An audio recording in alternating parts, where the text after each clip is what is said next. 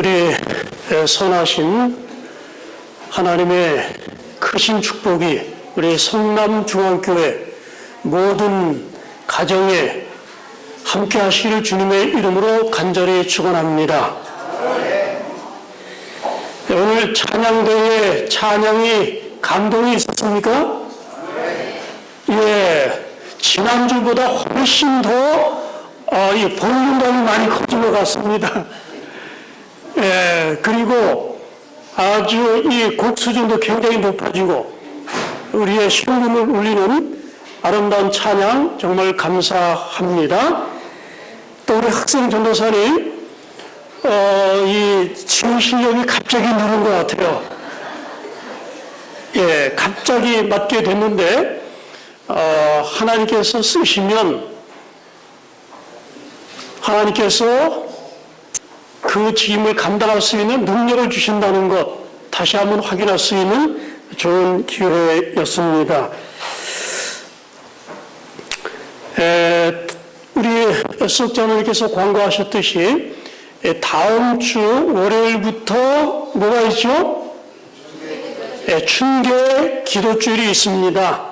여러분 다 복받기 원하시죠? 그래서 제가 8복을 준비했습니다. 8가지 복.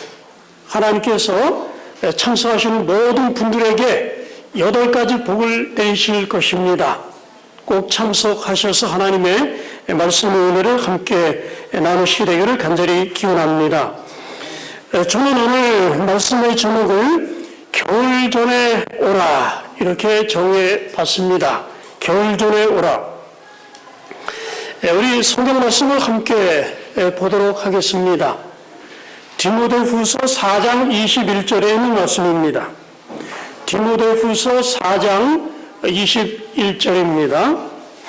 자, 이 성경 말씀은 우리 함께 찾아서 좀 보시도록 하겠습니다. 여러분이 교인들 보시니까 찬미도 안 찾으시고 다 너무 교회에서 친절하게 잘해 주시는 것 같아요. 자, 우리 첫 성경절은 좀 찾겠습니다. 디모데후서 4장 21절. 자, 여기 너는 겨울 전에 어서 오라. 자, 이 말씀만 읽겠습니다. 시작. 너는 겨울 전에 어서 오라. 너는 겨울 전에 어서 오라. 1915년도 미국의 맥카튼이라고 하는 목사님이 계셨는데 이분이 겨울 전에 어서 오라는 제목으로 교회에서 설교를 했습니다. 그런데 이 설교가 너무 감동적이었습니다. 그래서 교인들이 목사님에게 매해 이 설교를 반복해달라 이렇게 요청을 했어요. 그리고 직원회에서 이것을 결의까지 했어요. 목사님은 52주일 중에서 한 주일에는 꼭 이 말씀을 주제로 설교를 해 주십시오. 의무사항이 돼버려서 52주마다 한 번씩 매해마다 이 설교를 하시는데 저희 교회는 뭐 주기적으로 목회자들이 바뀌지 않습니까? 그런데 그 교회는 목회자 바뀌지 않고 이 목사님이 은퇴할 때까지 장작 37번 똑같은 설교를 하셨다 그래요. 37번. 저도 오늘 이 말씀으로 설교를 좀 하려고 합니다. 오늘 이 본문의 말씀은 늦은 가을에 사도 바울이 그가 믿음으로 낳은 아들 디모데에게 하는 편지인 것입니다. 지금 바울은 로마의 감옥에 갇혀 있습니다. 감옥의 창살 너머로 보니까 이제 낙엽이 떨어지는 그런 가을이 다가온 것입니다. 이제 바울에게 시련의 계절인 겨울이 다가오고 있었습니다. 그는 믿음의 아들 디모데에게 당부합니다. 너는 겨울 전에 와라 그랬어요. 겨울 전에 어서 오라. 우리말은 그렇게 되어 있는데 겨울 전에 오기 위해서 최선의 노력을 다하라. 이렇게 편지를 보냈습니다. 우리 말씀은 그 시대뿐만 아니라 그 시대를 뛰어넘어서 오늘 우리에게도 중대한 교훈을 가지고 있습니다. 이 본문 말씀을 보시게 되면 사도 바울이 디모데에게 4가지를 당부합니다. 첫 번째, 마가를 데리고 와라. 두 번째, 겉옷을 가지고 와라. 세 번째, 가죽 성경을 가지고 와라. 그리고 5대, 겨울 전에 빨리 와라. 겨울 전에 오기 위해서 최대한 노력을 다 기울여라. 저는 오늘 여기서 몇 가지를 다루면서 영적인 교훈을 생각해 보도록 하겠습니다. 첫째로 그는 내가 올 때 마가를 데리고 와라 그랬어요. 누구를 데리고 와라 그랬습니까? 마가를 데리고 와라. 바울은 이제 인생의 마지막을 앞두고 자신을 뒤돌아봅니다. 그런데 이제 인생을 마감하기 전에 그래도 이 마음에 걸리는 사람이 하나 있었습니다. 그가 누구냐면 바로 마가입니다. 이 마가는 바울에게 어떤 사람이었습니까? 사도행전 15장 39절에 보면 마가는 이 유명한 전도자인 바울과 바나바의 사이를 갈라놓은 사람이었었어요. 갈라놓았다기보다 갈라놓게 만든 단초를 제공하는 사람이었습니다. 마가가 1차 전도 여행을 떠났습니다. 젊은 청년입니다. 부잣집 청년이고 아마 곱게 자랐습니다. 그러나 전도 열정 때문에 따라 나섰는데 그 전도 환경이 너무도 좋지 않고 많은 반대를 당하고 핍박을 당하고 그래서 이 청년이 1차 선교 여행 떠나다가 중동의 고향 앞으로 가. 그래서 이제 사도 바울이 다시 이제 2차 선교 여행을 떠나려고 하는데 바울은 마가를 데리고 가기를 원치 않았습니다. 그래서 바나바와 바울이 다투기 시작합니다. 사도 바울은 책임감 없는 바울, 책임감 없는 마가, 신약한 마가, 도저히 의지할 수 있는 사람인 마가는 데려갈 수 없다. 이 사도 바울은 성격 유형으로 따지면 이 점액질 인간입니다. 아주 냉혹한 사람이죠. 한번 결심하면 하는 사람입니다. 끝까지. 그 열성 있는 사람 아닙니까? 뒤로 물러서지 않는 사람이 하나님의 복음사업을 하면서 이렇게 심각한 사람을 어떻게 데리고 갈 수 있는가 반대했습니다. 그러나 바나바는 어떤 사람입니까? 참 경고의 사람입니다. 그래도 우리가 믿고 데려가자. 그래서 그래서 바울과 바나바가 말하자면 대판 싸웠습니다. 그래가지고 이제 서로 마음이 상해서 피차 이제 등을 돌리고 각자의 이제 길로 선교 여행을 떠납니다. 근데 바울이 이제 인생의 이제 마지막 그의 긴 선교사 이 복음 전도자로서의 인생을 이제 순교로 마감을 얼마 앞둔 그 시점에서 아마도 이 바울의 책망을 받았고 아마 나중엔 다 화해했고 또 마가도 훌륭한 봉사를 했습니다.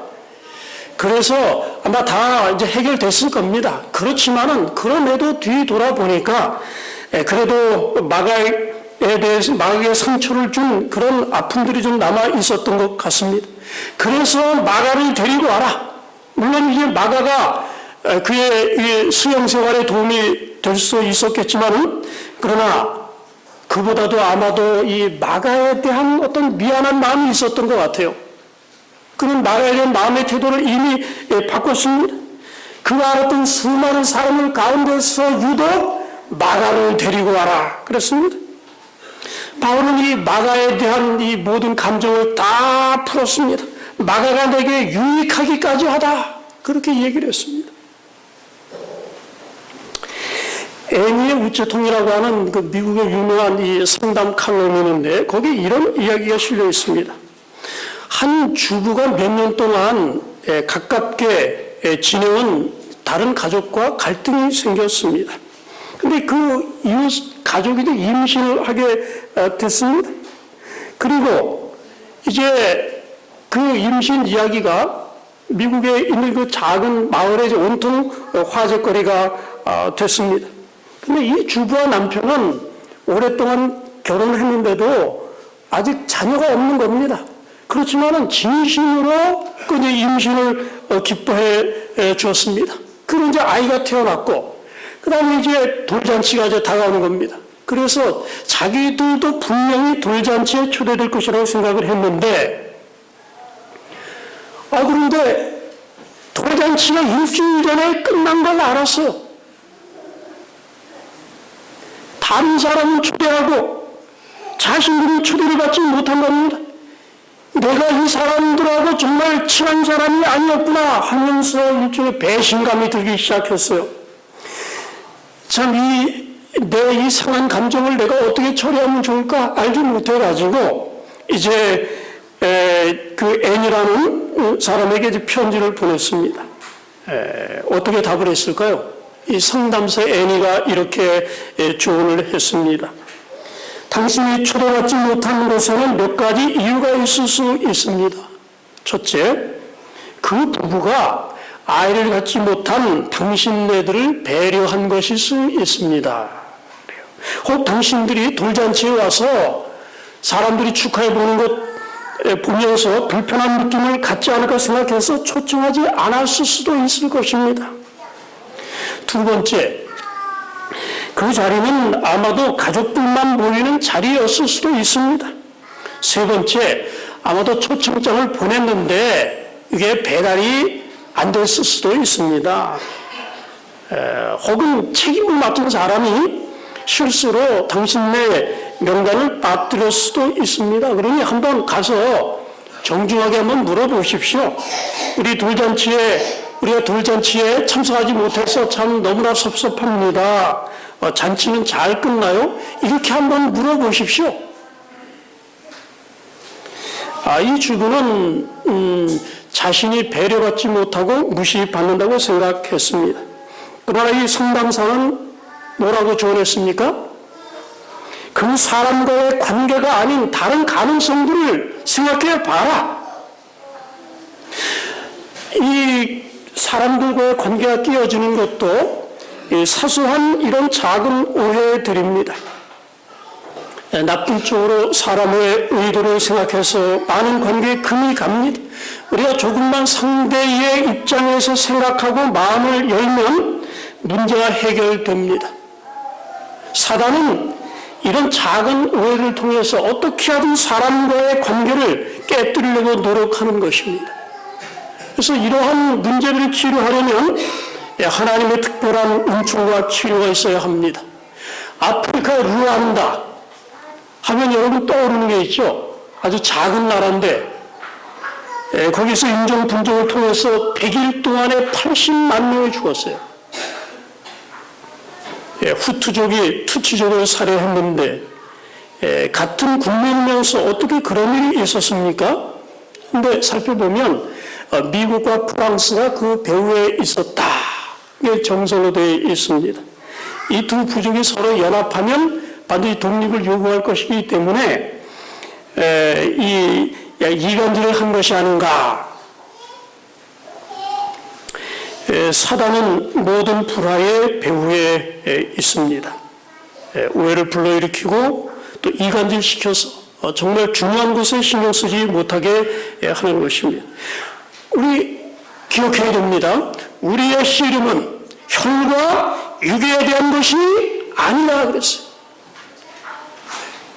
우리는 하늘에 있는 악한 영들, 마귀를 대항해서 싸우고 있는 것입니다.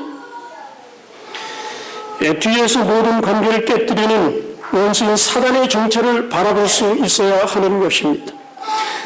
때때로 우리가 그런 유혹을 받을 때 있지 않습니까?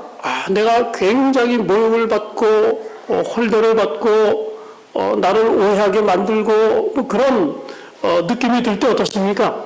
한번 좀 본때를 보여줄까? 아니면 관계를 끝장내 버릴까? 그때 아니야. 우리는 하나님의 한 가족이요. 우리는 한 형제요. 한 공동 목표를 가진 하나님의 가족이야. 그 사람도 약한 사람이야. 아마 더 이해받을 필요가 있었는지도 모르겠지.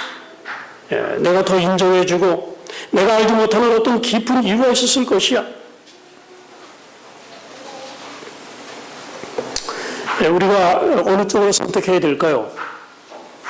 우리는 우리의 마음을 격동시키려고 하는 이 마귀의 유혹을 들을 때에 외쳐야 됩니다. 원수여, 나로 인하여 즐거워하지 말지어다. 사단아, 내가 뒤에서 붙이고 있는 것을 안다. 나는 너의 수책에 넘어가지 않겠다. 모든 성도들께서 하나님 앞에서 정직하게 자신에게 질문해 보시기 바랍니다. 내 마음속에 불편하게 생각하는 사람은 없는가? 나에게 잘못 범한 사람에 대해서 마음으로 용서했는가? 타인을 용서하는 일에 있어서 하나님 앞에 거리낌이 없는가? 저는 성남중앙교회가 참, 이 설교가 참 잘 된 교회입니다. 서로 등을 쥐고 계단을 올라가서 다시 오면 또 만납니다. 그렇죠? 저 우리 교회는 그런 교회입니다. 그렇죠? 다시 만나는 교회, 하나님 앞에서. 서로 화합하는 교회. 바울은 그가 순교하기 전에 오랫동안 그의 마음을 짓눌렀던 것, 상처를 줬고 뭐 화해하고 다 했지만은 그래도 어떻습니까? 그래도 이 서운하고 그 미안한 마음이 있었던 것 같아요. 그래서 마가를 데리고 와. 그래서 그의 인생의 겨울이 닥치기 전에 해결하기를 원했던 것입니다. 오늘 주님은 우리에게 말씀하십니다. 겨울 전에 속히 마가를 데리고 와라. 우리의 생애의 마가와 우리 속히 화목을 이루시기 바랍니다. 가능한 빨리 해결되다는 모든 인간관계를 정리하는 것, 이거 대단히 중요한 것입니다. 사도 바울은 둘째로 이렇게 말합니다. 디모데서 4장 13절. 자, 이 말씀 함께 읽도록 하겠습니다. 내가 올 때에 책은 가죽 종이에 쓴 것을 가져오라. 그렇습니다.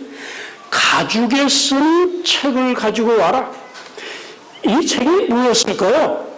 아마도 이것은 구약 성경이었을 것입니다. 오늘 목사님이 교인 가정을 방문했는데 우연히 냉장고에 이 메모 하나가 붙어 있는 것을 보셨습니다. 근데 그 메모에 뭐라고 적혔었냐면, 목사님이 방문 오시니 첫째, 방 청소를 깨끗이 할 것. 둘째, 성경과 찬미를 찾아두고 먼지를 털어놓을 것. 이렇게 써놨습니다. 자, 여러분, 우리 성경책 안식일만 열리는 책 아닙니까? A.J. 제이콥이라는 사람이 아주 흥미로운 책을 썼습니다. 1년 동안 성경적으로 살아봄이라는 책인데, 이 A.J. 제이콥이라는 사람이 좀 아주 특이한 사람입니다. 그래서 이분이 이제 책을 쓰기 위해서 온갖 그 기이한 일을 많이 하는데, 이분이 그 브리테니카 백과사전 있지 않습니까? 그거를 처음부터 끝까지 다 읽은 사람이에요. 그 많은 책을 말이죠.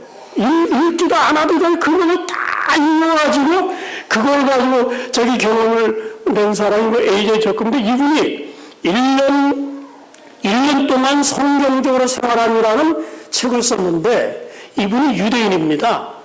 유대인이면 다 하나님 믿는 사람입니까? 그렇지 않아요. 불신자들 많습니다. 무신론자 많아요. 이분도 그런 사람입니다. 그런데 성경에 대한 지식은 많이 있습니다. 그래서 구약 성경과 신약 성경에 있는 이 그 말씀을 따라 산다는 것이 도대체 어떤 것인가? 이분이 한번 체험해보고 싶었습니다. 그래서 성경에 있는 내용들을 가능한 한 문자 그대로 한번 내가 따라서 한번 내가 실천해보고 싶다. 그래야만 내가 기독교인들을 이해할 수 있을 것 같다. 그래서 이분이 이제 창세기서부터 요한계시록까지 읽으면서 지켜야 될 하나님의 명령을 700가지를 추려냅니다. 그런데 그거를 이제 그가 실천하기를 시작하는 것입니다. 기도해야죠. 하루 몇 번씩 기도하라고 했습니까? 저녁과 아침과 정오에 이제 3번씩 기도해야 됩니다. 이제 3번씩 이제 기도를 합니다. 모든 일에 감사하라. 그래서 힘든 일이 있어도 감사합니까? 감사합니다. 일 중독자였는데 이 사람이 안식일은 뭐 해야 됩니까? 안식일은 쉬어야 돼요. 금요일 해질 때부터 토요일 해질 때까지는 뭐 글 쓸 게 아무리 많아도 펜을 놓았습니다. 그 다음에 수입에 뭘 드려야 됩니까? 10분의 1을 드려야 돼. 이 드리는 게 쉽습니까? 쉬운 일 아닙니다. 10분의 1 드렸습니다. 불평하지 말라, 험담하지 말라. 그걸 지키면서 마음을 이제 통제하는 능력을 키웁니다. 그가 뭐라 그럽니까? 그가 1년을 살아본 다음에 책을 썼는데 나는 이 성경의 종교가 나를 정말 이 세상과 완전히 동떨어진 사람으로 만들어줄 줄 알았다. 그런데 이 세상에 더 단단하게 발을 딛고 더 견실하게 살아갈 수 있게 해줄 때가 많으니 참 이상하다 그랬습니다. 참 불가지론자가 재미로 시험 삼아 하나님 말씀을 지켜도 유익이 있습니까? 유익이 있어요.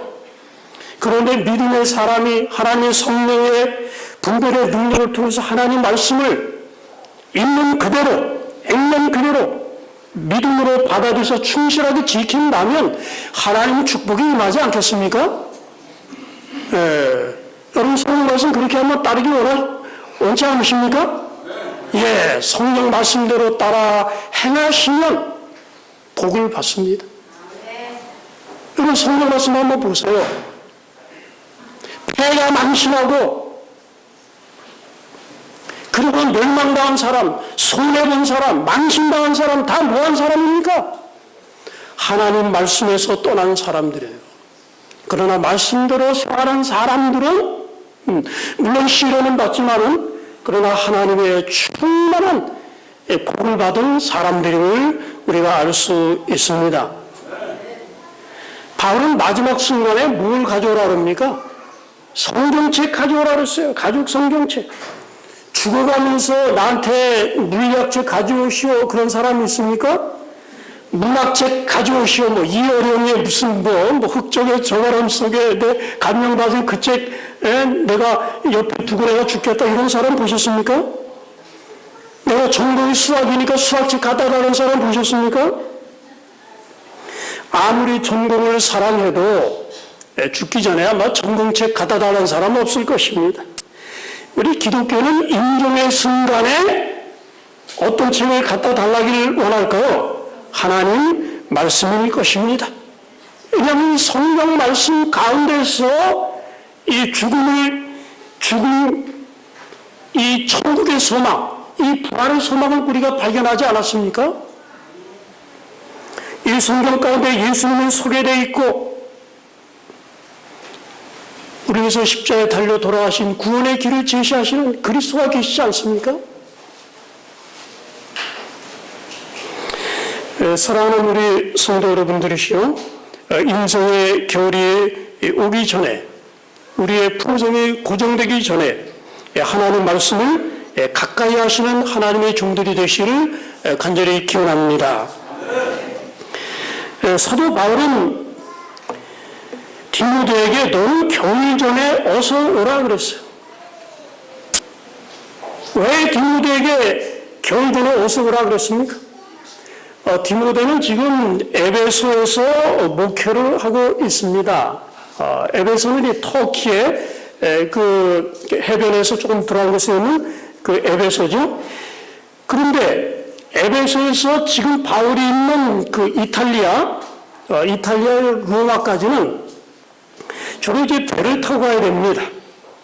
그런데 겨울이 오면 뱃길이 끊깁니다. 그 당시에는 배를 타고 바다를 건너는 것이 굉장히 위험했습니다. 특별히 이 지중해는 아주 험하게 유명한 바다입니다. 겨울에는 바람이 차고 눈도 많이 내리고 바울의 그 선교 로마로 가는 여행 여러분 그 읽어보시면 거기 풍랑이 일고 뭐 그런 얘기 나오지 않습니까? 아주 거친 그런 바다입니다. 지중해를 겨울에 항해하는 것은 위험한 겁니다. 그러니까 디모데가 겨울이 다 지나고 나서 봄에 간다고 한다면 너무 늦습니다. 바울은 자기 자신이 겨울이 지나기까지 살아있으리라는 어떤 그런 확신을 갖고 있지 못했던 것 같습니다.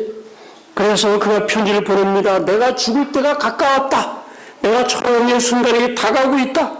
나는 이 겨울 동안 살아남지 못한다. 그러니까 겨울 전에 오라 그랬어요. 여러분 상상 한번 해보시기 바랍니다. 디모데가 편지를 받았습니다. 아이고 우리 나의 신앙의 스승인 바울 선생님이 이렇게 간곡하게 부탁을 하셨는데 영어 성경에 보니까 너의 최선의 노력을 다하라 그러죠. 오기 위해서. 겨울 전에 오기 위해서. 야 이렇게 부탁을 하셨구나. 그럼 내가 로마로 떠나야지. 생각해 보니까 지금 디모데는 에베소에서 목회를 하고 있습니다. 그래서 내가 이 에베소 교회가 직원에 주재할 게 있는데, 그래서 저 밀레도 교회 가서 이제 새해가 다가오니까 거기서 이제 신임 장로 안수도 줘야 되고, 또 골로새에 가서 성만찬 예식도 해야 되고, 왜냐하면 내가 그 지역 다 담당하는 목사이기 때문에 면밀히 긴급한 사안들이 많이 있는데, 지금은 뭐 차 타고 다니면 금방이죠. 옛날엔 다 도보로 말 타고 다녀야 되는 시간이 많이 걸려요. 최소한 그렇게 하면 2주 이상 걸렸을 겁니다. 그 다음에 이제 드로아라고는 항구로 떠납니다. 그래서 이제 마게도냐를 건너서 그 다음에 이제 거기서 배를 타고 쭉 이제 로마로 가려고 하는데, 그 직원이 말하기를 죄송합니다.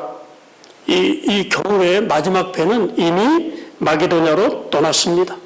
그럼 이제 고린도를 거쳐가지고 이스무스를 통과해서 그리스도로 가는 좀 더 긴 배길은 아직 열려 있습니까? 선생님 죄송합니다. 일단 겨울이 오면은 다음 봄이 올 때까지는 배가 떠나지 않습니다. 이제 디모데가 가질 못했어요. 그리고 이제 봄 이제 겨울 내내 걱정스럽게 기다리다가 이제 봄이 돼서 출발하기 시작합니다.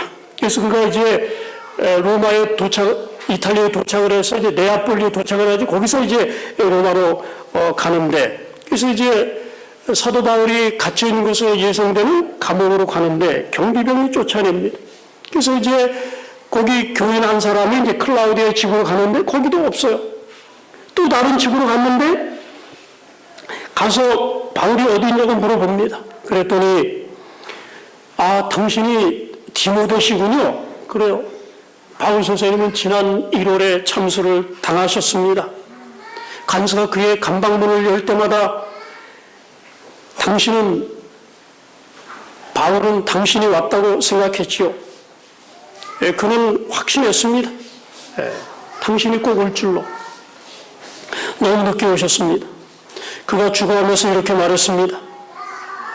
디모데가 오면 믿음 안에 내 사랑하는 아들 디모데를 사랑한다고 전해주세요. 이건 실제 이야기는 상상의 이야기입니다. 디모데가 정말 제 시간에 도착했는지 도착하지 않았는지 확인할 길이 없습니다. 만일에 이렇게 지체해서 가지 못했다고 한다면 디모데가 얼마나 정말 자책을 했겠습니까? 겨울 전에 나는 오기 위해서 최선의 노력을 다하라는데 오지 못했으니까. 우리가 제때하지 못하면 영영히 하지 못할 일들이 참 많습니다. 막달라 마리아는 장례식 때 꽃을 가져오는 그런 종류의 사람이 아니었습니다. 참 마리아가 하나님 앞에 예수님께 값진 향유 옥합을 드리지 않습니까?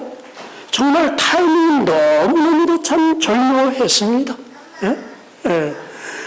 요셉이 그 값진 향유 250근 가지고 왔지만은 돌아가신 분 감사도 느끼지 못할 분에게 타이밍이죠, 타이밍.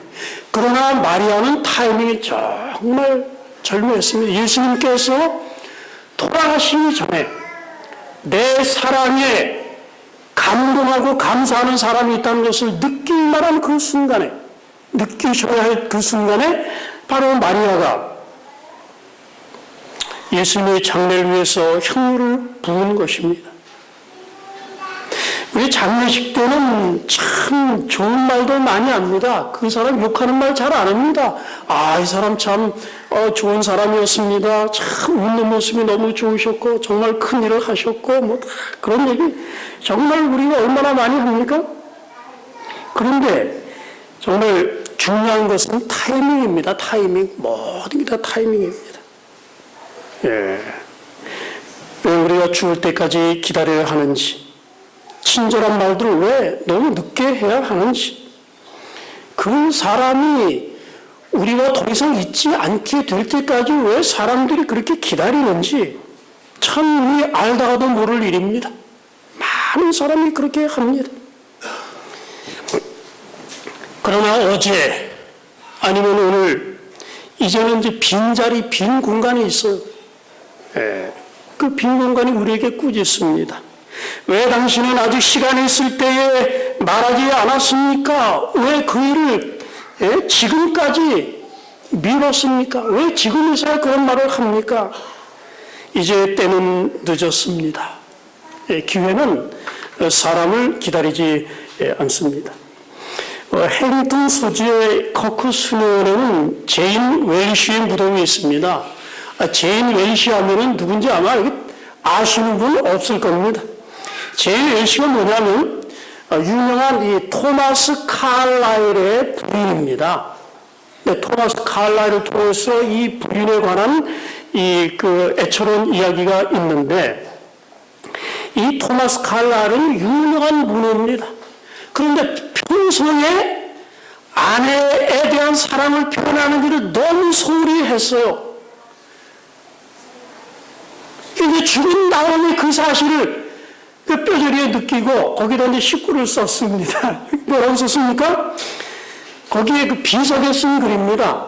40년간 그녀는 남편의 진실하고 사랑하는 반려자였다. 자신의 행동과 말로써 용기를 북돋워주고 격려하고 성장시켰느니 그녀는 1866년 4월 21일 런던에서 사망했다.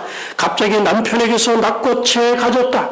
그래서 그 남편의 생명의 빛은 꺼진 것과 마찬가지다. 이렇게 썼어요.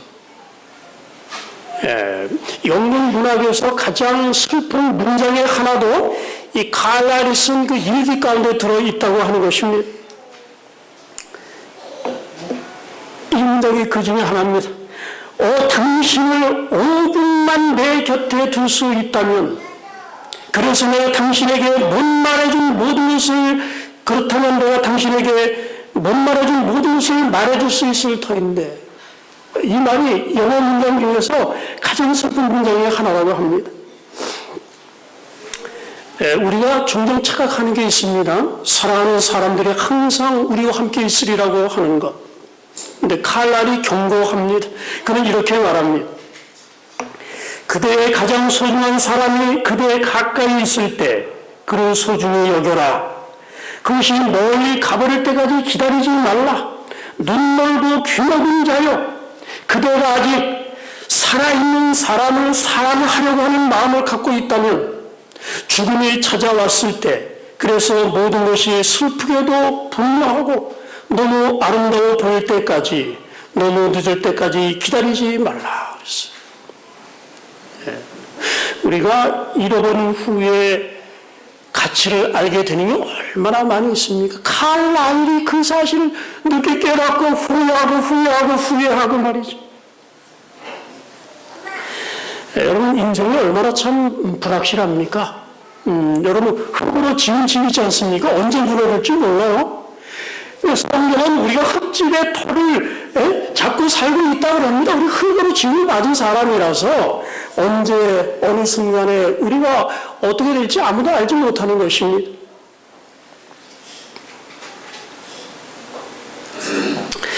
그 한 학생이 이제 어머니하고 멀리 떨어져 살고 있었는데, 그날따라 어머니에게 내가 편지를 써야지 하는 생각이 들더래요. 내가 바쁜 일이 있는데 내일 쓸까? 그러다가 아니야, 오늘 내가 편지를 써드려야지. 그리고 편지를 쓰고 우체국에 붙였습니다. 옛날이니. 그래서 이제 편지가 딱. 그런데 어느 날 정보가 왔습니다. 위도, 예? 그래서 기차를 타고 도착을 해가지고 이제 그 2층 어머님 그 침실로 갔는데 어머님이 저 누워 계십니다. 예, 다 누워 계시는데 머리 맡은 누가 있습니까?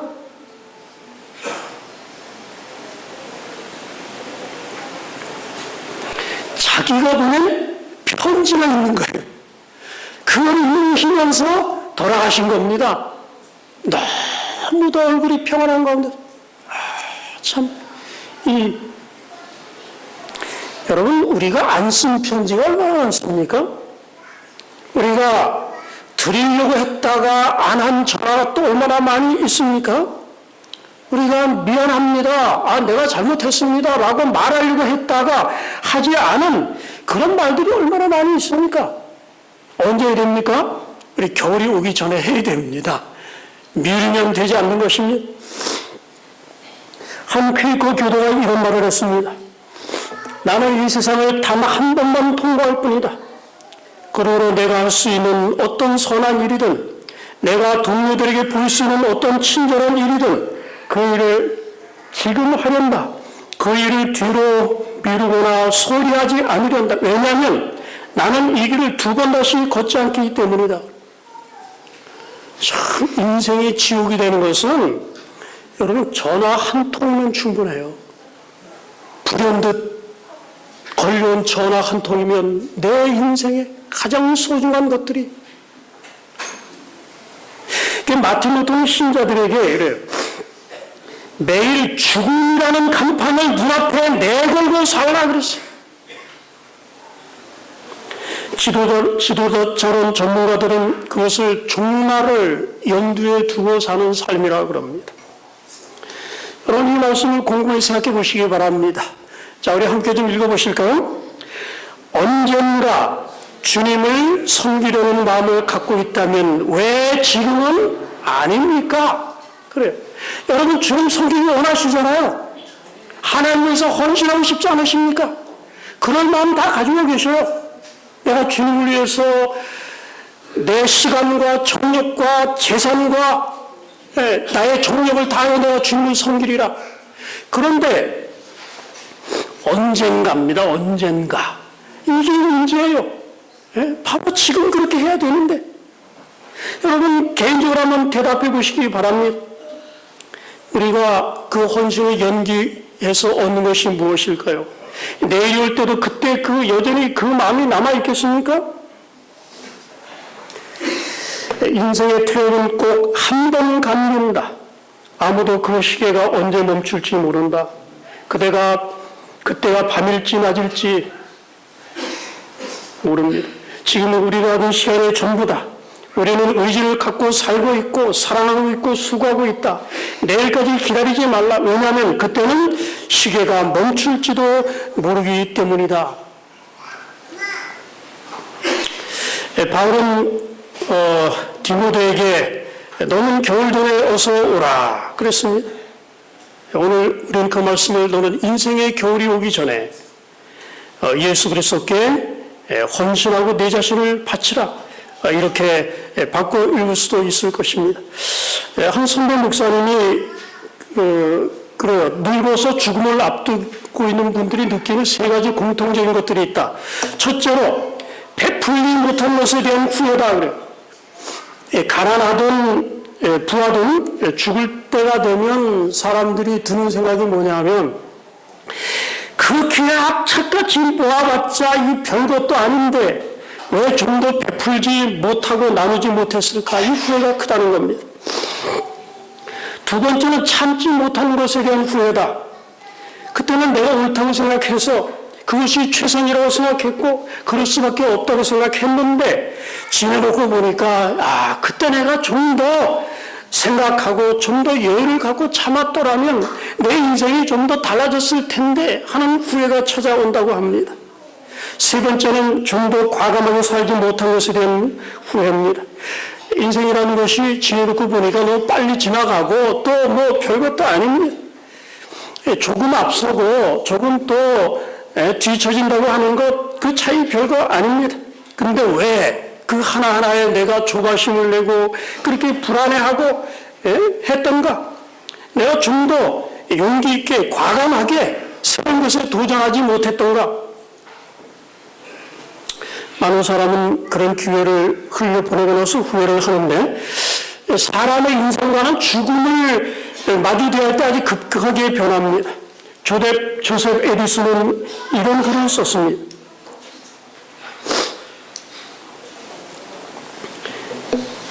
위대한 사람들의 무덤을 바라볼 때 내 마음속에 있는 시신 같은 모든 감정은 사라진다. 미인들의 묘비명을 읽을 때 무절제한 욕망은 사라져버린다. 아이들의 묘비명에 새겨진 부모들의 슬픔을 읽을 때 나의 마음은 동정으로 누그러진다. 옆에 있는 부모들의 무덤을 볼 때 곧 따라가 만나야 될 사람을 슬퍼하는 것이 얼마나 헛된 일인가를 생각하게 된다.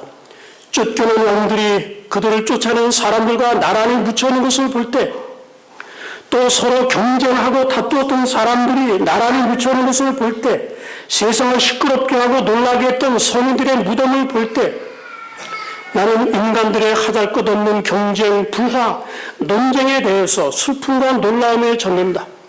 묘비에 적혀있는 날짜들을 읽어가면 어제 죽은 사람도 있고 600년 전에 죽은 사람도 있다.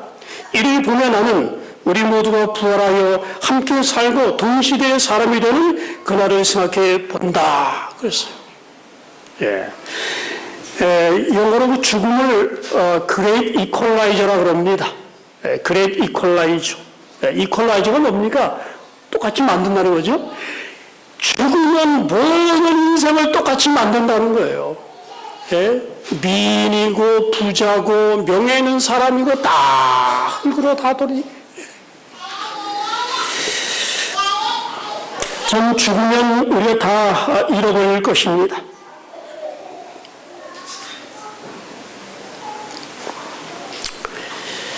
죽으면 우리 어차피 다 놓고 갈 것입니다. 그것을 얻기 위해서 신앙까지 소홀히 하고 있는 분들은 혹 계시지 않습니까? 인생의 겨울이 오기 전에 우리 창조주를 기억해야 합니다. 어느 추운 겨울인데 아주 추운 이 혹독한 칼바람이 불고 있었습니다.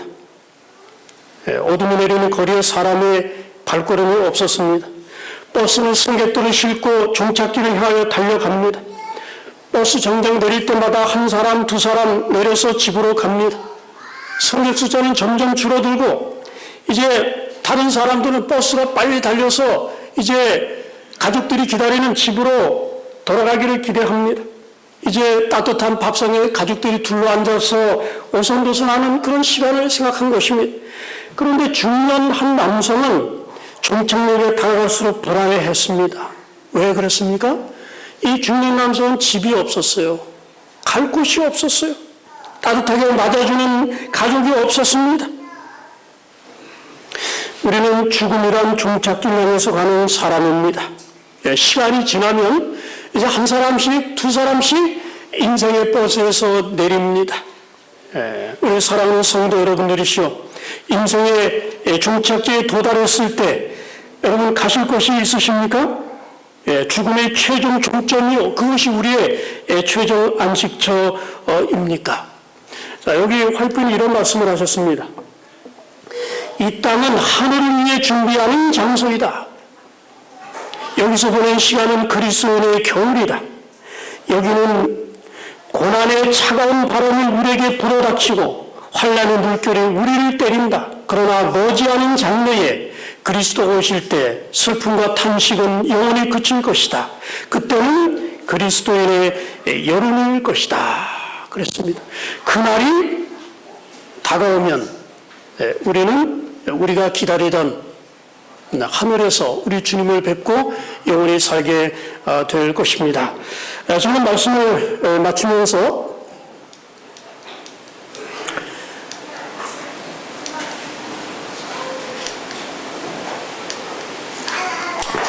요약을 하겠습니다. 첫 번째로 우리 기독교인들은 사람들의 관계를 올바로 회복하는 것 참 중요합니다. 두 번째로 성경을 좀 더 가까이 하고 성경 말씀에 깊이 뿌리를 박아야 되겠습니다. 그리고 인생의 겨울이 오기 전에, 우리 모두에게 인생의 마지막 순간이 오기 전에 예수 그리스도를 맞이할 준비를 갖춰야 되는 것입니다. 우리 사랑하는 성남중학교의 성도 여러분들이시여, 오늘이 우리 인생의 마지막인 것처럼 헌신하고 사랑하고 준비하는 그런 하나님의 종들이 되기를 원치 않으십니까? 그렇게 결심하시는 주의 사랑하는 종들이 되시기를 주님의 이름으로 간절히 축원합니다.